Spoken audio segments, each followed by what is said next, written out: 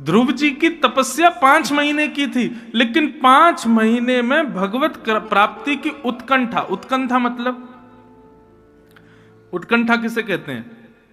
उत्कंठा मतलब जैसे आप संसारी वस्तु को प्राप्त करने के लिए लगन लगाते हो, लगे रहते हो, मुझे आईफोन चाहिए चाहिए, कितने का मिलेगा? बोले इतने का मिलेगा, इसके लिए चाहे मुझे जो कुछ करना पड़े। माता पिता लोभ देते हैं बालक को, इतने % मार्क्स लाएगा तुझे मैं आईफोन दूंगा। तो बालक अपने भविष्य को केंद्र में नहीं रखता, आईफोन को केंद्र में रखता है और पढ़ता है, और अच्छे मार्क्स लाता है तो माता पिता उसको देते हैं। ऐसे ही बंधु हर क्रिया के लक्ष्य में श्री कृष्ण, ये उद्देश्य की पवित्रता है। लोग वृंदावन भी आ रहे हैं ना, तो उनका उद्देश्य पवित्र नहीं है। उनका उद्देश्य वहां भी पुण्य की प्राप्ति, और क्षमा करें हाथ जोड़ के प्रार्थना, ये ऐसा नहीं सोचना ये महाराज जी हमको आज डांट रहे हैं क्या। डांट वांट नहीं रहा हूं मैं, तो केवल एक बात बता रहा हूं, सबको बता रहा हूं, जो लोग आस्था पर भी सुन रहे हैं या भक्ति पथ लाइव पे भी, यूट्यूब पे, सबको कह रहा हूं, उद्देश्य अपना पवित्र रखो। आप कोई भी क्रिया करिए, फिर वो क्रिया लाभकारी होगी।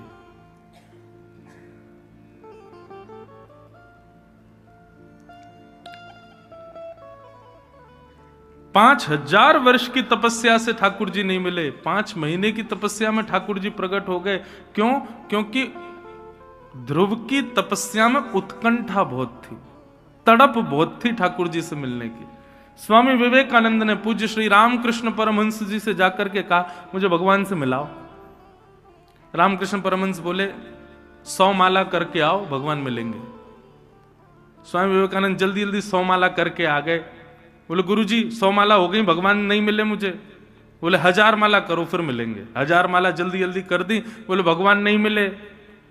बोले सुनो 5000 माला करो। 2-3 दिन तक लगे रहे महाराज, स्वामी विवेकानंद भगवान मिलेंगे भगवान। 5000 माला हो गई, नहीं मिले।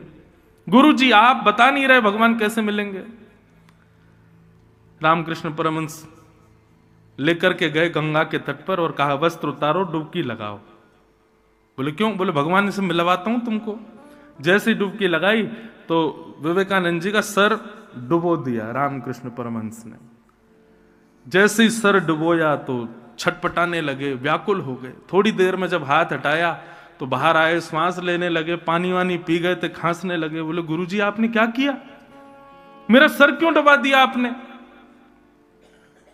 आपको पता है मुझे श्वास नहीं आ रही थी, मैं मरने वाला था, थोड़ी देर आप हाथ नहीं हटाते मेरे प्राण निकल जाते। रामकृष्ण परमहंस बोले तुम क्यों छटपटा रहे थे भीतर, किस चीज की कमी लग रही थी? बोले श्वास की कमी लग रही थी। बोले ऐसी छटपटाहट जब कृष्ण की प्राप्ति के लिए होगी तब ठाकुर जी मिलेंगे। जैसी छटपटाहट तुमको वायु के लिए, जैसी छटपटाहट हम आप सबको भोजन की, जैसी छटपटाहट व्हाट्सएप खोलने की, फेसबुक चलाने की, फोटो खिंचाने की, अरे कुछ नहीं करना, ये छटपटाहट हमारे अंदर है, लेकिन है किसके लिए? सांसारिक भावों के लिए। वही छटपटाहट, वही व्याकुलता, वही स्थिति यदि ठाकुर जी के लिए हो जाए तो उद्देश्य पवित्र है।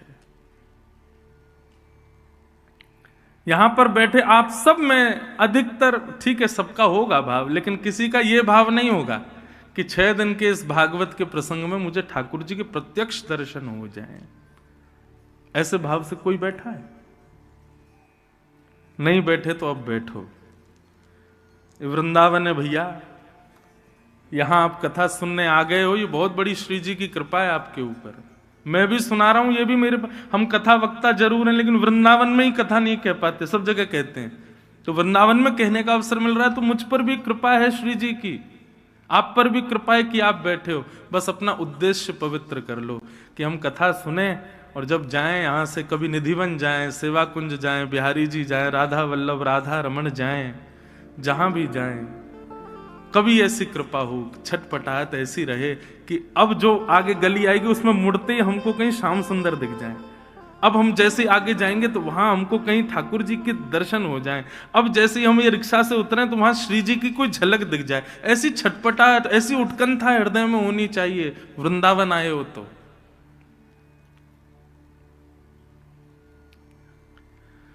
उद्देश्य पवित्र रखो बंधुओं। श्रीमद् भागवत, मैं आपके सामने खुली बात कहूं, मैं कथाओं में भी कहता हूं, आप यदि धर्म अर्थ काम मोक्ष या सांसारिक किसी कामना से कथा सुन रहे हैं, करा रहे हैं, आपकी वो कामना कभी पूरी नहीं होगी।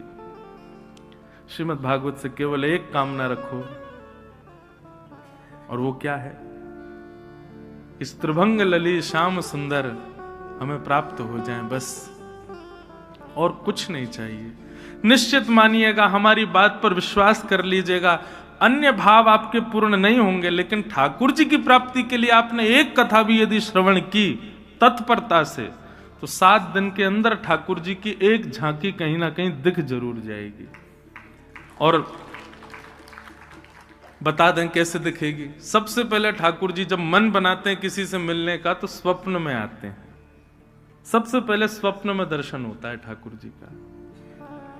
स्वप्न में ठाकुर जी दिख जाएं, किसी से शेयर नहीं करना, किसी को बताना नहीं, कुछ नहीं, बस अपने हृदय में ही रखो, प्रसन्न हो जाना। हाँ, ठाकुर जी स्वप्न में आ गए, इसका मतलब ठाकुर जी हमको चुन चुके हैं मिलने के लिए। अब हमको और प्रयास करना है कि बस ये स्वप्न के ठाकुर जी प्रत्यक्ष आ जाएं।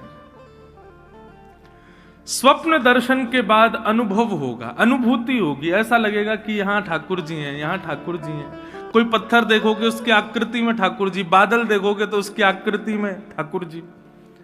हम हवाई जहाज में जब बैठते हैं तो खिड़की वाली सीट पे ही बैठता हूं, तो हमारे पंडित जी बोलते हैं, महाराज जी आप 5000 बार बैठ चुके हो, फिर भी खिड़की पे ही क्यों बैठते हो?